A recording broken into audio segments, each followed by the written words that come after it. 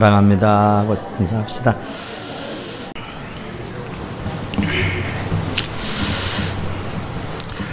옛날 어느 마을에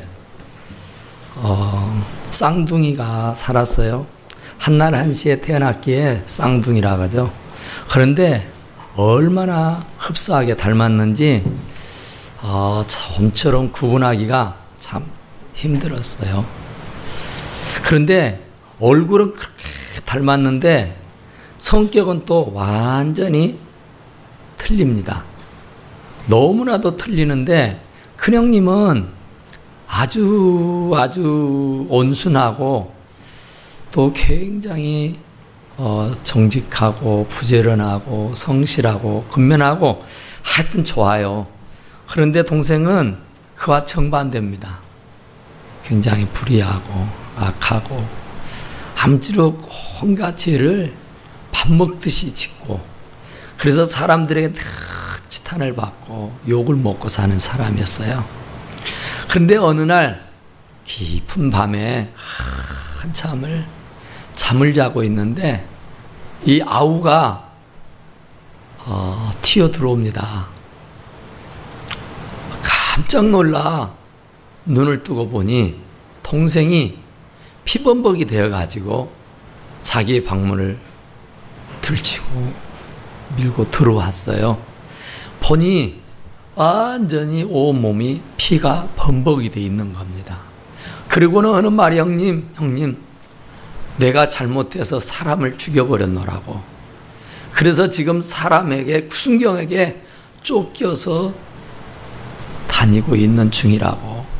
지금 쫓기고 있는 몸이니 형님 제발 날 좀 살려달라고, 제발 좀 날 살려달라고 대성통곡을 하면서 예원을 하는데 그 형님이 잠을 자다 말고 일어나서 정신이 하나 없는 거예요. 그러는데도 불구하고 그 자리에서 일어나서 동생의 그 피 묻은 옷을 다 벗기는 겁니다. 그리고 나서는 자기의 옷을 벗어서 동생에게 입혀주는 거였어요. 그리고 자기는 그 동생의 피 묻은 옷을 입는 거였습니다. 그리고 나서 잠시 후 순경이 경찰이 밀어닥쳐서 바로 옷에 피가 범벅되어 있는 형님을 살인한 사람으로 오인을 하고 그를 데려가서 감옥에 집어넣고 결국은 그 형님이 처형을 당해 죽고 마는 겁니다. 그 아우는 하루하루가 지옥 같았습니다. 형님은 아무 죄가 없고 형님은 아무 잘못이 없는데 나 같은 이런 망나니 동생을 살리겠다고 어떻게 그럴 수가 있을까? 목숨이 두 개도 아니고 하나밖에 아닌데 어떻게 그럴 수가 있을까? 도대체가 나는 우리 형님을 이해할 수가 없다고. 나 같은 것이 어디다 쓸 것이 있다고. 세상에 내가 죽어도 골백 번 죽어야지 형님같이 착하신 분이 왜 죽느냐고. 그것도 아무 죄도 없는 그가. 그러면서 날마다 남에게는 말도 못하고 속을 끓이면서 날마다 눈물로 밤을 지새우다시피 했어요. 이제 세월이 흘러갑니다. 시간이 흘러갑니다. 그러면서 본인이 스스로 마음을 추스립니다. 내가 이렇게 날마다 신세만 타령하고 살았어야 되겠느냐. 그래도 내 형님이 나를 살리고 죽었는데 내가 이렇게 눈물바람만 하고 신세 타령만 하고 살았어야 되겠느냐 하고는 정신을 가다듬고 형님이 그때 나에게 남긴 쪽지 한 장이 생각이 나서 그것을 찾아서 읽어보고 있습니다. 그 내용인즉은 아우야, 나는 내가 이렇게 죽는 것이 하나도 후회스럽지 않더구나. 내가 이렇게 죽는 것이 나는 아무 후회가 되지 않는구나. 이제 내가 바람이 있다면 내가 너에게 나의 옷을 벗어 너에게 입혀주었던 것처럼 이제 다시는 그 입은 옷에 피를 묻히지 말도록 하여라. 내가 보건대 너는 나보다 더 능력이 있는 아이였다. 너는 나보다 모든 면에 너는 어찌 생각할지 몰라도 내가 보기에는 더 특출했어. 그랬는데도 네가 자꾸 곁길로 가서 이 형의 마음은 늘 아팠었단다. 이제 내가 마지막으로 너에게 부탁 아닌 부탁을 하노니 다시는 너의 옷에 피를 묻히지 말고 이제 정직하게 성실하게 사려무나. 이것이 이 형님의 마지막의 소원이다. 그러는 거였어요. 그 이 내용을 읽는 동생이 얼마나 울었겠습니까? 그 편지가 눈물 범벅이 되도록 그 편지를 부여잡고 얼마나 울었는지 몰라요. 그러면서 마음으로 결심합니다. 그래, 내가 이제 형님이 새로 입혀주었던 이 옷에 피를 묻히면 안 되지. 이제 내가 예전 같은 사람이 되면 안 되지. 이제 내가 형님의 목까지 살아야지 하면서 마음을 굳게 먹습니다. 그리고 나서부터서는 이제 마음이 달라지고 생각이 달라지고 행동이 달라지기 시작했어요. 모든 것을 갑절로 하는 겁니다. 2배로 하는 거예요. 그러니까 정말 이제 2목을 하는데 한 목은 자기를 위해 죽어주신 형님을 위해서 하는 것이고, 하나는 이제 다시 새 생명으로 태어난 당신을 위해서 하는 거라고 하면서 농사를 지어도 일을 해도 뭘 해도 언제나 2목을 하면서 정말로 후회 없는 아주 형님 앞에 부끄럽지 않는 삶을 살았더라. 그런 얘기입니다. 하나님께서는 그 아들 예수 그리스도를 우리를 위해서, 내가 하는 것은 아무것도 없는데 날마다 밥 먹고 하는 짓이 죄 짓는 일이고, 날마다 말로 행동으로 마음으로 생각으로 짓는 것이 죄인데, 그 하나님이 나를 뭘 보고 하나밖에 없는 독생성자 예수 그리스도를 십자가에 못 박아 죽이면서 나를 그분의 옷으로 새 옷을 입혀서 새 생명을 삼아 주셨느냐, 그 말이에요. 나는 정말로 실수투성이고 나는 정말로 허물이 많은 죄인이고, 사도 바울 말씀처럼 나는 죄인 중에도 괴수에 속하는 사람인데 아무짝에도 쓸모없고 가능성이 엿보이지 않는 나를 주님이 뭘 보고 죽어주셨느냐, 그 말입니다. 그 막나이 같은 동생도 형님이 나를 위해 대신 죽어준 것에 대해서 감격을 하고 이제 새 생명이 되어서 2목을 하고 살았던데, 우리는 주님이 나를 위해서 죽었다는데도 불구하고 아무런 감동이 없고 감화가 없다면은 우리는 양심에 화인 맞은 사람이다, 그 말이에요. 그러니까 오늘 이 자리에는 어느 한 사람도 양심에 화인을 맞은 사람이 없게 되기를 간절히 축원합니다. 주님이 나 때문에 죽었다는 것을 생각할 때마다, 우리가 이 십자가를 바라다 볼 때마다, 십자가에 달리신 예수님을 볼 때마다 저 십자가에 내가 달려야 되는데 죄 없으신 주님이 내 대신 달려 죽었구나 하면서 날마다 눈물로 그 은혜에 감격하고 살아야만 하는 줄로 믿습니다. 오늘 이 본문의 말씀에 보니까 그렇습니다. 만일 우리가 그의 죽으심과 같은 모양으로 연합한 자가 되었으면, 주님이 죽을 때 우리가 같이 연합해서 죽은 자가 되었다가 하면은 그런 얘기예요. 또한 그의 부활과 같은 모양으로 연합한 자가 되리라, 그 말이에요. 우리는 예수 그리스도 안에서 새 생명이 된 사람들입니다. 우리가 예수 그리스도를 모를 때는 아담의 피를 받아서 아담의 줄에 서서 모든 행위가, 모든 생각이 죄뿐이었지만, 이제 우리가 우리 주 예수 그리스도를 믿음으로 말미암아 옛사람인 나를 십자가에 못 박아 죽여버렸는 줄로 믿으시기 바랍니다. 죽어버린 사람은 말이 없는 것이고, 죽어버린 사람은 어떠한 행동도 할 수가 없는 줄로 믿습니다. 죽어버린 사람은 장례를 치르고 장사를 치르고 묻어버리게 돼 있습니다.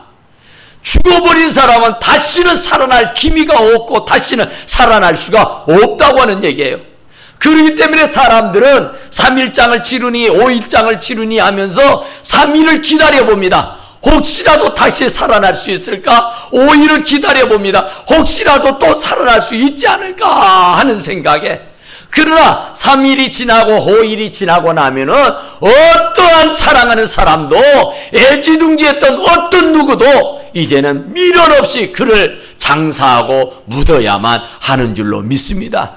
묻고 나서는 그때 그 시절 그 어떠한 것도 다 하나같이 잊어버리고 다시는 생각조차 할 수 아니하는 줄로 믿습니다.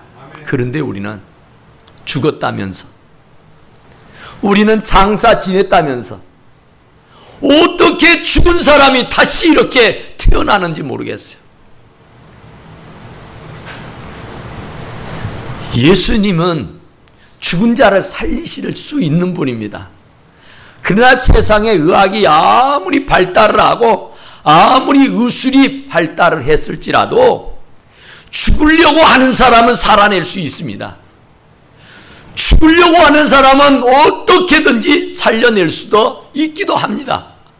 그러나 아무리 의학이 발달하고 아무리 의술이 좋아도 죽어버린 사람만큼은 살려낼 수 없어요. 세계적인 의술을 가진 사람도 그 의술로는 죽은 사람을 살려낼 수 없습니다. 살릴 수 있는 분은 예수 그리스도밖에 없다는 거예요. 그런데 우리는 십자가에 못 박아 죽으실 때 나의 옛사람은 십자가에 못 박혀 죽었다면서 죽어버린 그 내가 다시 되살아나서, 망령이 되살아나서 옛날 하던 그 습관, 옛날 하던 그 행동, 옛날 하던 그 말, 옛날 하던 그 일들을 다시 자행자제하면서 주님을 또다시 십자가에 못 박는 그런 우를 범하고 있지 아니하느냐, 그런 말이에요. 만일입니다. 만일입니다. 우리가 그의 죽으심과 같은 모양으로 연합한 자가 되어서 죽어버렸으면, 정말 주님이 십자가에 달려 죽을 때 옛사람 나를 십자가에 못 박아 죽여버린 사람이 되었다고 한다 치면, 또한 그의 부활과 같은 모양으로 연합한 자가 될 수 있다고 말합니다. 그러니까 죽었으면 살아나리라. 예수 그리스도가 죽어서 사흘 만에 다시 살아난 것처럼 우리도 우리의 허물과 죄에, 우리들의 못된 습관과 허물, 그거는 전부 다 십자가에 못 박혀 죽어버리고 이제 그리스도 안에서 새로운 피조물로 살게 된 줄로 믿습니다. 4절에 보니까 그렇지 않아요? 그러므로 우리가 그의 죽으심과 합하여 세례를 받음으로 그와 함께 장사되었나니. 우리가 예수 그리스도를 막 믿을 때는 우리들의 옛사람이 죽어버렸단 말입니다. 죽어버렸어. 주님이 십자가에 달려 죽을 때 나의 과거의 모든 죄악을 다 뒤집어 쓰고 나의 죄와 허물을 다 죽여버렸단 말입니다. 이제 세례를 받음으로 말미암아 그와 함께 장사되었느니라. 적어도 세례를 받은 성도들은 완전히 장사 지내버렸는 줄로 믿습니다. 적어도 세례를 받은 사람은 옛사람 나, 자연인의 나, 부모로부터 물려받은 나는 십자가에 못 박혀 죽고 이제 사흘이 되어서 장사 지내버렸다 그 말이야. 완전히 묻어버렸다 그 말입니다. 그러니까 세례받은 사람은 옛사람을 죽여버리고 장사 지내버린 겁니다. 그러니까 적어도 세례받은 사람은 옛사람의 행위가, 옛사람의 성품이, 옛사람의 말 습관이, 옛사람의 행동거지 하나하나가 드러나면 절대로 안 되는 겁니다. 왜요? 죽었으니까. 왜요? 장사를 지내버렸으니까. 그러니까 말에 실수가 없어야 돼요. 그러니까 행동거지를 아주 조심스럽게 해야 돼. 왜요? 죽어버렸었는데.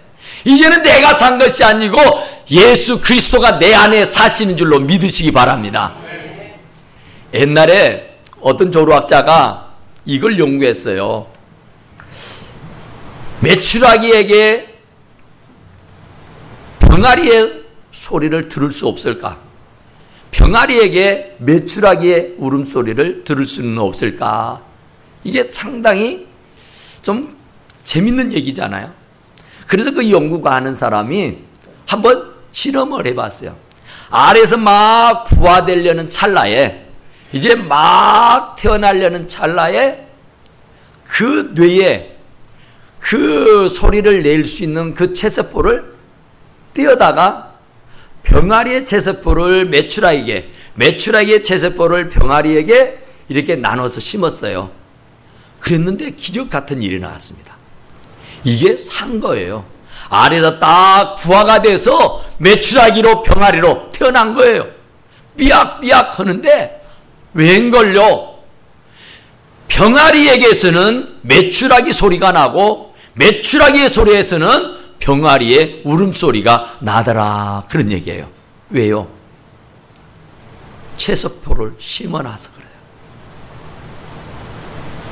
옛사람이 죽어버리고 이제 내 안에 예수 그리스도로 심겨져 있으니까 돌감나무를 베내고 단감나무 예수를 접붙여서 살게 했으니까 접붙여진 인생은 반드시 단감 열매를 맺게 된 줄로 믿습니다. 접이 붙여졌는데도 불구하고 돌감나무가 열렸다고 하면 그건 문제가 있는 거예요. 요새 의학이 발달이 돼가지고 의술로 사람을 죽지 않고 살릴 수는 없을까 하고 궁리하잖아요. 그래서 사람을 복제해서 그 체세포를 빼다가 여기에 심으면 건강한 세포 조직을 떼어서 건강치 못한 사람에게 이렇게 심으면 건강해질 것 아니냐. 그래서 이제 이미 이게 다 시험해보고 결과가 나왔습니다. 그런데 이건 하나님만이 할 수 있는 일인데 인간이 하나님에게 도전해서 큰 재앙이 임할 것이라 생각해서 그걸 못하게 지금 하고 있기 때문에 그걸 못하는 것입니다. 오늘 여기에 있는 말씀도 마찬가지예요. 우리는 예수를 믿을 때에 우리 주 예수 그리스도가 옛사람인 나를 십자가에 못 박아 죽였습니다. 그리고 이제 내가 세례를 받았다고 하면은 이제 나의 모든 허물과 죄를 짊어지고 죽으신 그분이 이제 나를 함께 더불어 장사 지냈다. 그런 말이에요.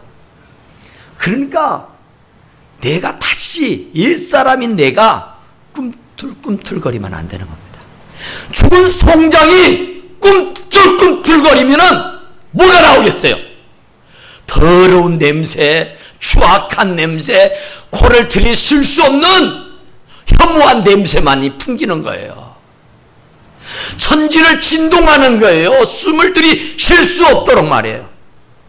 그러니까 옛사람인 나가 다시 드러나지 않도록 꽉 묻어두어야 하는 줄로 믿습니다. 그리고 내 안에 그리스도께서 살아 역사하시도록 생기발랄하게 역사하실 수 있도록 해야 되는 줄로 믿습니다. 그러니까 만일 우리가 그의 중심과 같은 모양으로 연합한 자가 되었으며 또한 그의 부활과 같은 모양으로 연합한 자가 되리라. 부활, 새 생명을 부활. 이 사절에 보니까 죽은 자 가운데서 살리신 것 같이 우리로 또한 새 생명 가운데 행하게 하려 하심이라. 새 생명으로 거듭나게 하셨다고 말입니다. 이제는 내가 산 것이 아니고 내 안에 그리스도가 살게 하신 줄로 믿으시기 바랍니다. 그러니까 이제는 정말 부활한 몸으로 예수 그리스도의 몸을 입은 자로서의 삶을 살아야 돼요. 그러니까 우리는 이제부터 말을 해도 예수님처럼 해야 되는 거예요. 이제는 우리가 행동거지 하나를 해도 예수님처럼 하는 거예요. 그러니까 옛사람 나는 십자가에 못 박혀 죽었나니 이제는 내가 산 것이 아니고 내 안에 그리스도가 사시는 것처럼 살아야 하는 줄로 믿습니다. 그게 바로 주님의 나를 위해 십자가에 달려 죽으신 이유시다. 그런 말이에요. 우리가 알거니와 우리의 옛사람 이 예수와 함께 십자가에 못 박힌 것은 죄의 몸이 죽어 다시는 우리가 죄에게 종노릇 하지 아니하려 함이니 그랬어요. 죄에게 종노릇 하지 않도록 하기 위해서, 죄에게 끌려다니면서 온갖 더럽고 추악한 말과 행위를 하지 않도록 하기 위해서 우리 주님이 우리들을 위해 십자가에 달려 죽어주셨는 줄로 믿습니다. 이 얼마나 감사한 일입니까? 이 얼마나 고마운 일이에요. 그런데 이런 은혜를 입었으면서도 불구하고 우리가 또다시 옛날처럼 나쁜 짓만 하고 또다시 하나님을 십자가에 못 박는 그런 죄악을 범행한다며 이 어찌하겠느냐 그 말입니다. 그래서 7절에서 말합니다. 이는 죽은 자가 죄에서 벗어나 의롭다 하심을 얻었습니다. 그러니까 우리는 의롭지 않지만은 주님이 의롭다고 여겨주시고 이제는 과거의 모든 죄악을 다 도말해서 이제 새로운 피조물로 우리를 삼아주셨는 줄로 믿습니다. 그런즉 그리스도 안에 있으면 새로운 피조물이라 이전 것은 지나갔으니 보라 새 것이 되었도다. 할렐루야. 그러니까 정말로 새 것이 됐냐고요. 정말로 새 것이 되었느냐고요. 옛사람을 십자가에 못 박아 죽여버리고 장사 지내버렸느냐고요. 지금도 옛사람의 습관대로 그냥 어영부영하고 대충 적당하니 하고 양심도 없는 짓을 행하고 있지 않느냐고 말해요. 하나님이 쳐다보고 있어요. 하나님이 알고 계세요. 하나님이 두렵지 않느냐 그 말이에요. 하나님이 얼마나 무서운 하나님인데, 하나님이 그 아들 독생자를 죽여가면서까지 나를 살려주셨는데 그 은혜를 잊어버린 채 또다시 주님을 십자가에 못 박아 드리려고 덤벼든다면 하나님의 은혜가 어디로 가버리겠냐 말이에요. 그러니 우리는 정말로 주님이 나 위해 죽어주신 것에 대해서 감격하고 감사하고 살아가실 수 있기를 간절히 축원합니다. 예수님이 죽어주셨으니까 산 거예요. 죽어야 사는 거지. 예수님이 죽었으니 우리가 산 것이란 말입니다. 그 아픔과 고난을 다 감수해 주셨으니까 우리가 이렇게 죄에서 자유함을 누리고 사는 것이지, 그분이 나 위해 죽지 않았더라면요 이거요 지옥 형벌 때문에 무거워 잠을 못 잘 겁니다. 두려워 잠을 못 잘 수가 없다 그런 얘기예요. 그런데 주님이 우리를 위해서 대신 죽어주셨으니 이 얼마나 감사한 일이고 이 얼마나 고마운 일이냐 그 말입니다. 그러니까 우리는 감격하고 정말로 또 감사하고 살아야 하는 줄로 믿습니다. 우리가 그 은혜를 잊으면 안 되잖아요. 아우가 형님이 대신 죽어준 것이 얼마나 감사하며, 그렇게 못된 막냉이도 변화되어서 새 사람 됐는데, 그래도 우리는 막냉이는 아니잖아요. 그래도 우리는 정말 세상에서 버려버린 그런 양심 없는 사람은 아니잖아요. 그래도 우리들의 양심이 살아있는 사람 아니에요? 그래도 주님이 좋아서 주의 전에 달려 나온 사람 아니에요? 그렇다고 하면은 여기에서 다시 한번 각심을 해서 또다시 내가 주님을 십자가에 못 박은 사람이 되었어야 되겠느냐 그 말이에요. 다시는 주님을 못 박지 말고 이제는 주님이 나를 위해서 죽어주시면서 하는 말이, 이제는 너희는 가서 모든 족속으로 제자를 삼아 아버지 아들과 성령 이름으로 세례를 주고 내가 분부한 모든 것을 가르쳐 지키게 하라 했던 유언의 말씀을 받아들이고 그 말씀을 실천하고 살아갈 수 있기를 간절히 축원합니다. 그러니까 예수님이 나를 위해 죽어주신 이유가 있다니까요. 나 대신 예수님처럼 살아난 거예요. 그 아우가 형님의 그 마지막 남긴 그 편지를 주워들고는 엉엉 울면서 이제 두목을 하고 살았던 것처럼 우리도 그 심정으로 정말 주님의 일을 위해서라면 물불을 가리지 않고 그 은혜에 감격하고 감사하고 사시기를 간절히 축원합니다. 탕자가요 정말 아버지의 마음을 아프게 하고 슬프게 하고 괴롭게 했잖아요. 그 아버지가 고생해서 이루었던 그런 모든 재산을 가지고 가서 허랑방탕해서 완전히 다 허비해버리고 거지꼴이 되어서 돌아왔습니다. 아버지, 이제 나는 아버지 아들 자격 없습니다. 이제 아버지 집에 품꾼의 하나로 써주십시오. 그런 거예요. 그랬더니 아버지는 뭔 말이냐. 내 아들이 잃었다 찾았다. 내 아들이 죽었다 살아왔다. 그러니 이제 잔치를 하자면서 송아리를 잡고 정말 사람들을 불러다가 큰 잔치를 열며 주신 줄로 믿습니다. 그 아들에게는 다시 아들의 신분을 회복시키면서 옷을 갈아입히고 목욕을 시키고 반지를 끼워서 정말 온 천하의 사람들에게 죽었다가 다시 돌아온 내 아들이라고 온 사람들에게 자랑하며 칭화했던 것처럼 우리도 과거에 나는 십자가에 못 박아 버리고 이제 그리스도 안에서 새로운 피조물로 사시기를 간절히 축원합니다. 그 돌아온 탕자가 어떻게 했겠어요? 얼마나 감사했겠습니까?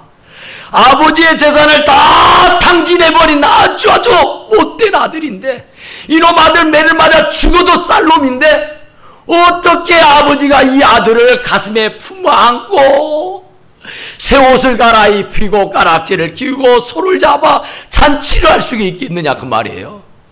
그런 은혜를 받은 사람이 아버지 앞에 또 무엇을 받겠어요? 아버지의 말에 불순종하겠어요? 이제 나는 죽었다. 이제 나는 없다. 이제는 아버지의 품꾼의 하나로 써주십시오. 그때부터서 완전히 아버지의 신실한 아들이 되어서 손발이 되어서 아버지의 일을 도모하게 된 줄로 믿습니다. 우리도 정말 주의 은혜를 받은 사람이라면 그런 감격과 그런 은혜가 충만하기를 간절히 축원합니다. 기도합시다. 오그라시 은혜로우신 우리 하나님 우리 아버지 감사와 찬송과 영광과 존귀를 우리 주님 우리 아버지께 올려드립니다. 정말로 그 감격이 있게 하여 주시고 그 감동이 있게 하여 주시고 정말로 주님이 나 위에 십자가에 달려 돌아가 주신 것이 정말 헛되지 아니하게 하시고 그 은혜에 보답하며 그 은혜에 감격하며 우리의 남은 생애를 살아서 모든 영광을 주님께 올려드리고 살아가는 우리 사랑하는 성도들이 다 되게 하여 주시옵소서. 우리 주님 우리 아버지께 다 감사하고 예수님의 이름으로 간절히 기도드리옵나이다. 아멘.